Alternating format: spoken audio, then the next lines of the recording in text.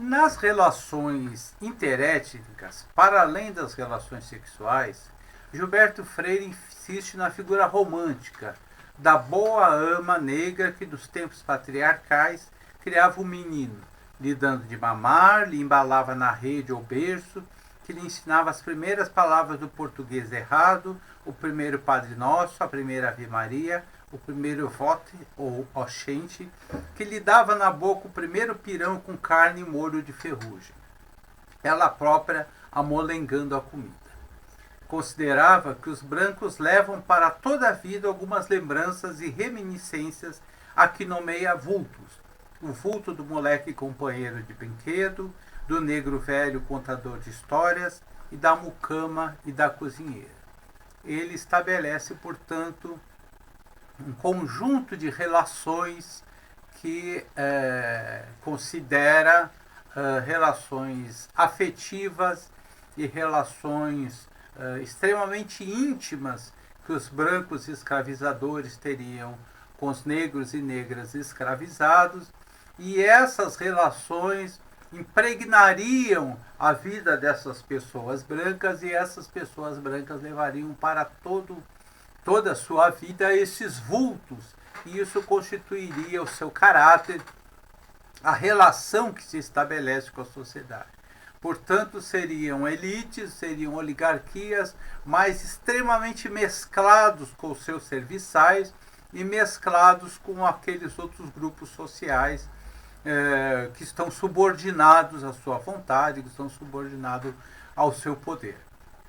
Ele considerava ainda que os portugueses não tinham orgulho de raça, tal qual Sérgio Buarque de Holanda. Gilberto Freire considerava que os portugueses não tinham orgulho de raça e se contrapõe aos outros europeus que, na concepção deles, tinham este orgulho de raça, e os portugueses, sem explicar por que, não teriam este orgulho de raça e, portanto, tinham facilidade de se misturar com os outros grupos sociais, com as outras etnias. E uma das razões dele não ter orgulho de raça é porque seria um povo mestiço. Então, neste ponto, assim como Sérgio Buarque de Holanda, ele considera que os portugueses eram um povo mestiço, e isso faria com que eles tivessem esta qualidade de não ter orgulho de raça.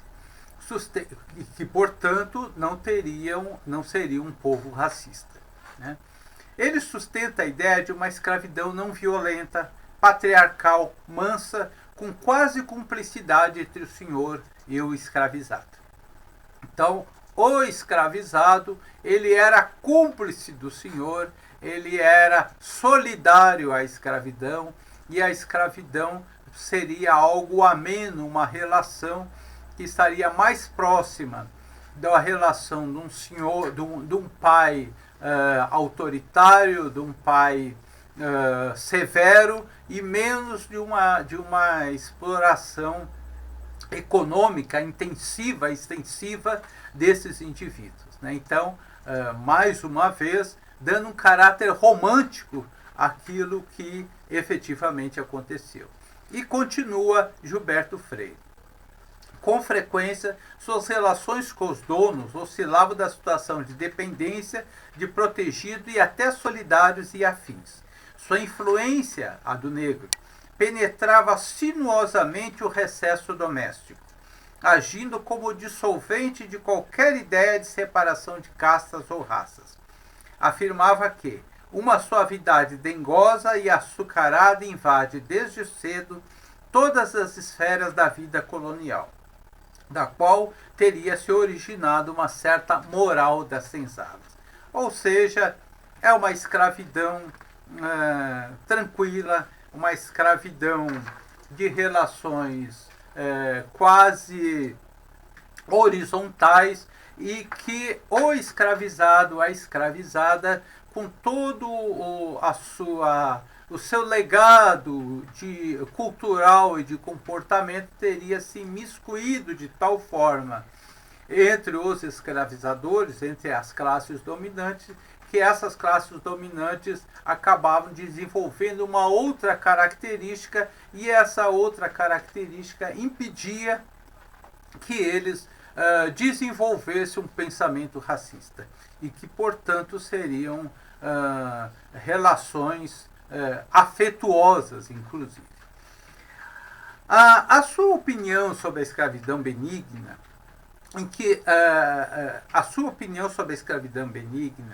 que mesmo as ocupações mais vis eram exercidas pelos africanos e seus descendentes com uma passividade animal, essa é a expressão que ele utiliza, faz com que considere a transição do trabalho escravo para o trabalho assalariado prejudicial aos negros. Ou seja, o final de 300 anos de um regime de terror, 300 anos de uma escravidão, onde se explorava as pessoas com uma jornada de trabalho de até 18 horas por dia, onde as pessoas sofriam torturas, estupros continuados, morte de crianças. Tudo isso que aconteceu para Gilberto Freire, o fim desse regime teria sido prejudicial aos negros. Então, os negros eram mais felizes durante a escravidão do que depois da escravidão, segundo o pensamento desse senhor que, como já dissemos, ele era descendente de uma família de escravizadores. De modo que, continua, que da antiga ordem econômica persiste a parte pior do ponto de vista do bem-estar geral dos trabalhadores.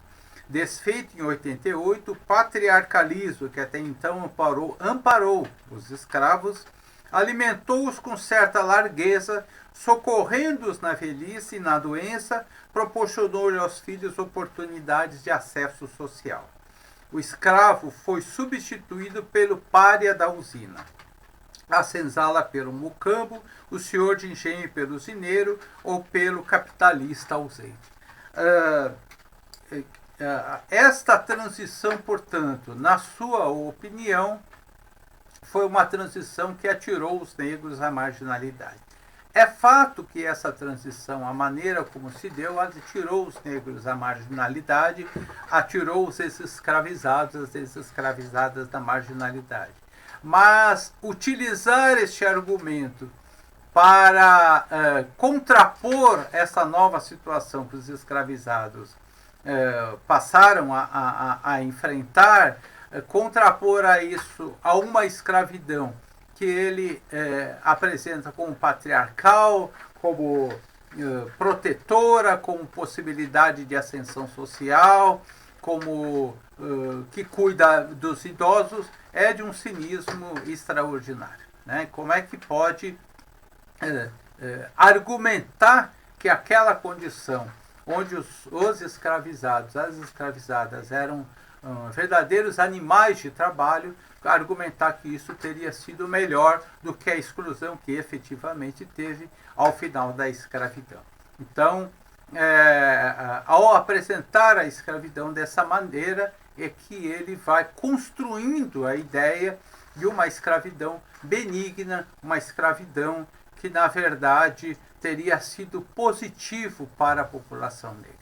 E esse pensamento ele ainda está presente, por isso que eu afirmei que ele é um escritor paradigmático, porque esse pensamento ainda está presente e apropriado pelo senso comum a ideia de que nós tivemos no Brasil uma escravidão diferenciada, diferente dos Estados Unidos, por exemplo, diferente de outras escravidões que aconteceram em volta de todo o mundo.